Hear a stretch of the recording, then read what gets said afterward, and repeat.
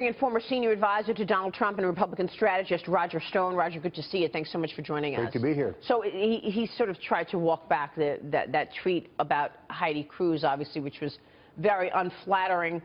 Is this whole pressure from the women and the lack of the women vote getting to Donald Trump, do you think? Well, I think he has to retool a little bit and get back to the core issues that have gotten to where he is. I think that whole cul-de-sac was probably not beneficial to anybody. This isn't about personalities, and it's not about wives. It's about the future of the country, the economy, a coherent foreign policy, addressing our trade balances. That's what got Trump to where he is today, and that's what he needs to keep talking about. Which is why there's a lot of discussion this morning about his comments related to the economy. We were talking about it earlier because one of the comments that he made was that he believes he can eliminate the debt, cut the country's debt within 8 years. That's $19 trillion, obviously. He also said that we're going to see a massive recession for the U.S. economy and that it's a dangerous time to invest in the stock market. What do you think about those comments? Well, he has a very dynamic tax plan, first of all, that I think is the cornerstone of a Trump economy. He would cut the corporate rate below that of China, which would be far more effective than tariffs, actually. He has an across-the-board tax cut. He has an aggressive plan for inversion to bring $2 trillion back into the country for taxation.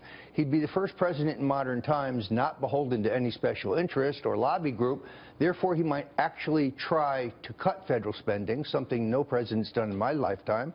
George W. Bush massively increased it. Walk us through the math. How do you eliminate $19 trillion of debt in 8 years? I'm not a mathematician or an economist. I'm a political strategist. I'd like to have a president who actually tries to cut the federal deficit. We've not even seriously had an effort since Clinton was there. They all come in and say they're going to, and then we end up with even more debt. Maria and I have been trying to understand, how do you get from $19 trillion to zero in 8 years in an economy that grows? Well, he's saying you got to cut spending. Obviously, we know where the spending is. That's the entitlements. I mean, if you're saying he's going to cut spending to get there, well, there's growth in the economy, but just growth isn't going to get you there. Correct. You need a combination of growth and some real spending discipline, which we have not had any time in recent history. That's true. Spending discipline in this environment means entitlement spending. So right. That's what I'm saying. Is he going to go out and tell retirees, you're not going to get your Social Security, you're not going to get your Medicare Maybe benefits? That's what it takes. There's $1 trillion sitting in our bank accounts now. This is the first president who's never swept it. $1 trillion in unbudgeted funds. Every previous president has swept that money. Obama has not. Before we go cutting entitlements, which Trump is adamantly opposed to, let's take that money. And it's interesting that he's predicting recession, Morgan, even though the recession fears have really receded. We had a big March for the stock market, and that's reversed things. Yeah, I mean, I think one of the things that he will need to learn, and probably you could help him with being a veteran of politics, is that what he says and what the president says carries a lot of weight in the economy and the stock market, and he may not be so used to that, but I think it's a little dangerous for him to be saying that we're going into recession because if you're the Republican nominee, if you're president, your words carry so much weight. So I'd like him to be a little bit more careful about that. But really, I'd like to ask you about the politics, Roger. Sure. Reince, because this is your specialty. Reince Priebus was on, I think, all of the Sunday shows yesterday, and I thought it was quite interesting. Two questions, I guess. One is Reince Priebus said that Trump's delegates and Cruz delegates are going to go into the convention, and they're going to be the ones basically making the rules. So Politico was reporting perhaps this is the way they squeeze Kasich out. Want your thoughts on that, but also want your thoughts on what happens to all of the other delegates that Rubio, Jeb, I guess not Walker, but some of the others actually gained. What happens to those delegates? Because it looks like Trump is going to be fighting for every single one he can to get to 1237. So sorry to ask you two big questions. No, these are important questions. Well, first of all, we don't know the makeup of the Rules or the Credentials Committee yet, and they could be crucial because votes on rules and credentials, which have to be ratified by the full convention, could be more important than the first ballot vote. If there's an attempt to steal this convention, as there was, say, in 1952, that's where it will be. Secondarily, you also have the question of Trojan horse delegates. In the state of Texas, 40 delegates are pledged to vote for Donald Trump, but the Texas party has filled those seats with non-Trump supporters. So there's a danger there. But the other point, of course, is that we have an inconsistency in the party rules. There's a rule today that says you have to have a majority in 8 states to even have your name put in nomination, yet Marco Rubio, for example, has a number of delegates, 100 plus, pledged to him in various states. How do they vote for him if his name is not even in nomination. So it'll be up do you to have to determine that in the Rules Committee is going to have to figure that out. But Trump should have a majority of members on the Rules Committee, or majority of delegates on the Rules Committee based on how many contests he's won. No, it actually doesn't work that way.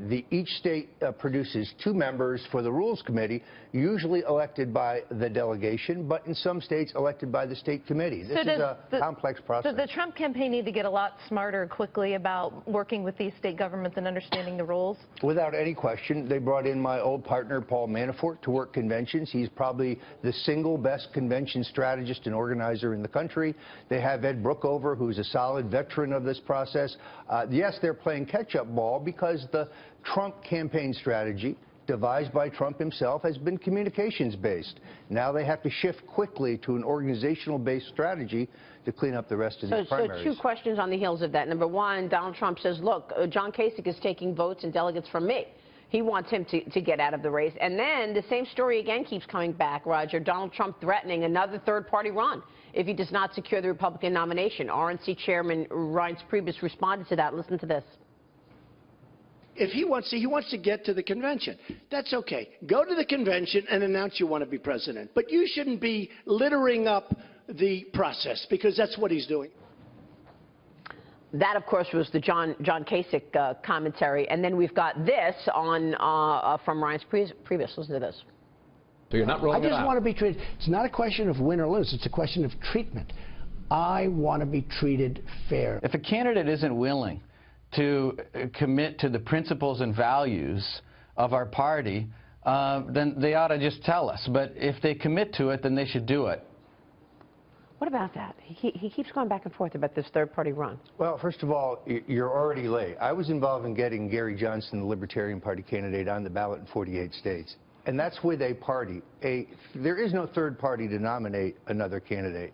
So he would have to run as an independent. That is an even more uphill slog. That's a $50 million endeavor. And to run as a third party, $50 million. And the state deadlines have already passed. But isn't the Constitution Party on every ballot? Their convention is before the Republican. No, but they're actually on the ballot in about 12 states. Only 12? Only 12. I thought there was the Libertarians are on the ballot in most states. I think it's 28.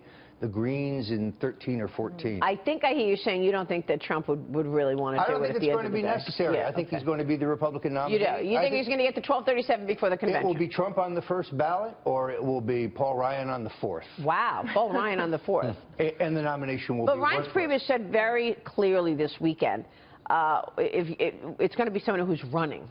Not going to be like a Paul Ryan. He doesn't control the delegates. My guess is that John Kasich hopes it will be John Kasich on the fourth, but it will be Trump on the first. All right, Roger. Great stuff. Thanks so much for joining us this morning. You. Roger Stone there. Make sure